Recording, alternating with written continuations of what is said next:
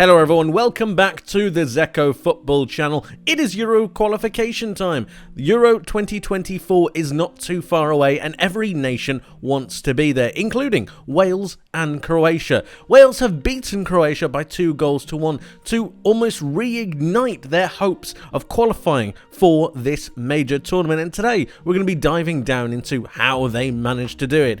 If you are new to the channel, please make sure that you subscribe, you like the video, and you turn on those notifications. It really helps me out and only takes a second. Right, let's get into it.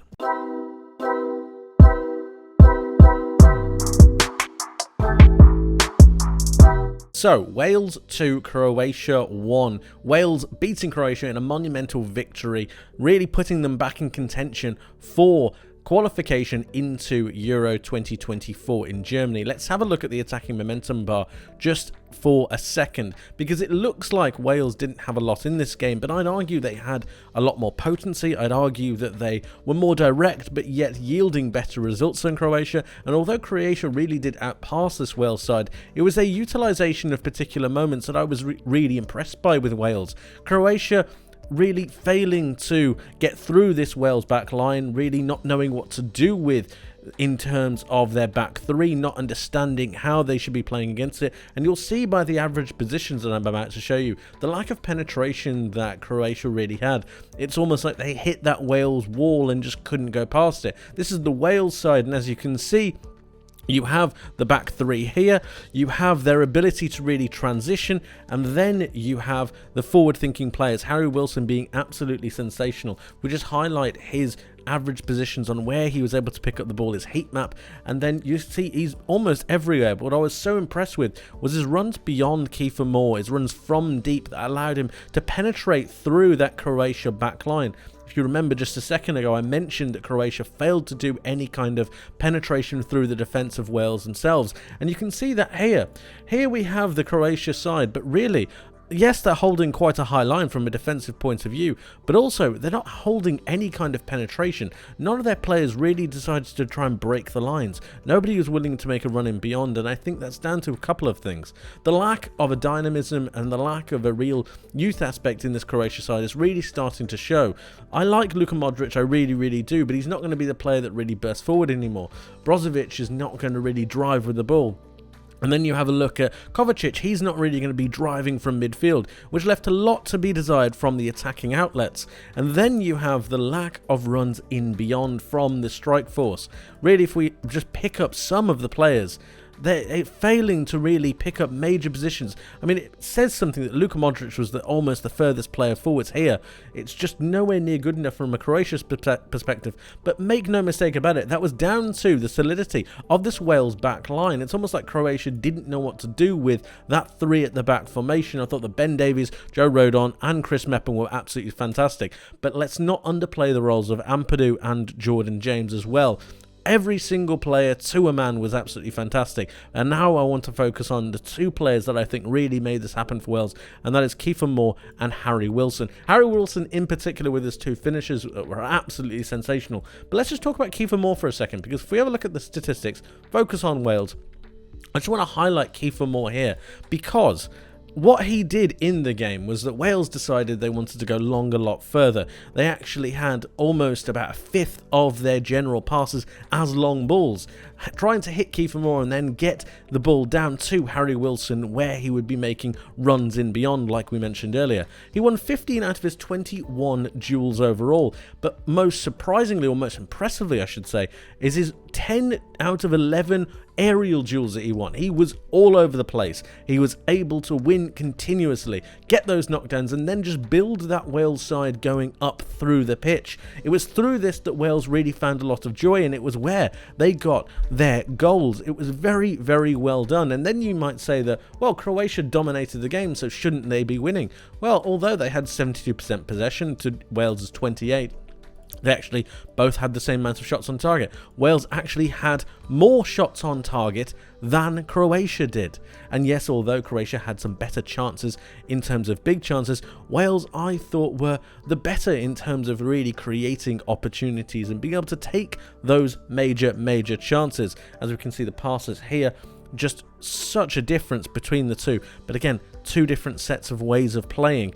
52 long balls, 35 of them accurate, really trying to hit Kiefer Moore and run in beyond. The runs from Harry Wilson were absolutely brilliant. And now we can have a look at the table, because it really does put Wales back in contention. They're actually above Croatia now on the table with not many games left to go. And actually, if you look over here, it was actually Croatia that had to make more saves. Wales were clinical, Wales were frankly quite brilliant, and it makes you wonder, in a world without Gareth Bale in this Wales side, they can still do it. It's almost like, no Gareth Bale?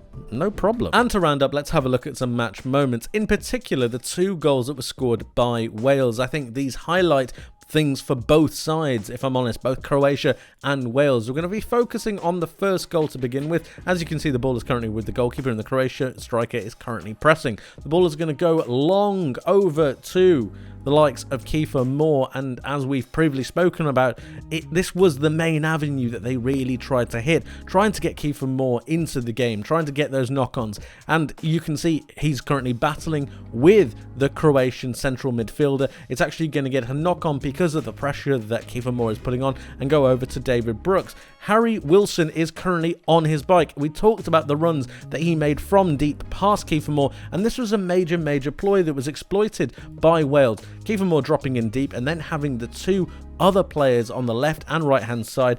In this case, it would be Harry Wilson and it would be David Brooks out on your picture.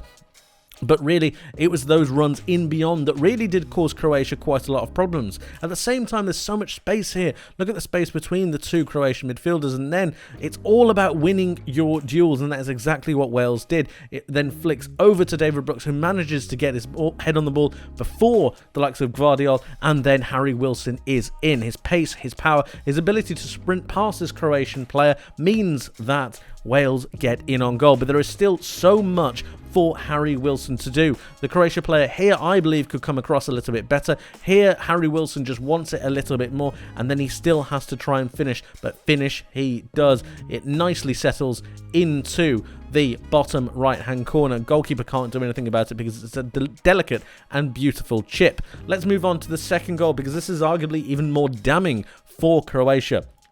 Here we have Daniel James about to whip the ball in, and it's actually going to go onto Harry Wilson's head, who's going to be running into this area here. But what I am shocked about, if I fast forward this just a second, are the amount of players that just aren't paying attention. And it's just flabbergasting to me. I can't believe how many players are not either pressing the ball, he's not really doing anything, they're all watching the play. And what I want to focus on in this instance is look how stagnant every single player is. He's not moving, he's not moving, they're all flat-footed, they're not really doing anything. Meanwhile, what do we have? We have Harry Wilson currently on his bike. He's ready to go. He's on the move. He's going to move into this area, and he's going to get his head on it because he's being proactive. He's moving. He's ready to go. Fast forward this a little bit, and this is what happens. The Croatia player does not set himself properly, which means he misses the header, and then he's in no man's land. He can't do anything. All ball watching, all not being able to be ready to be sure.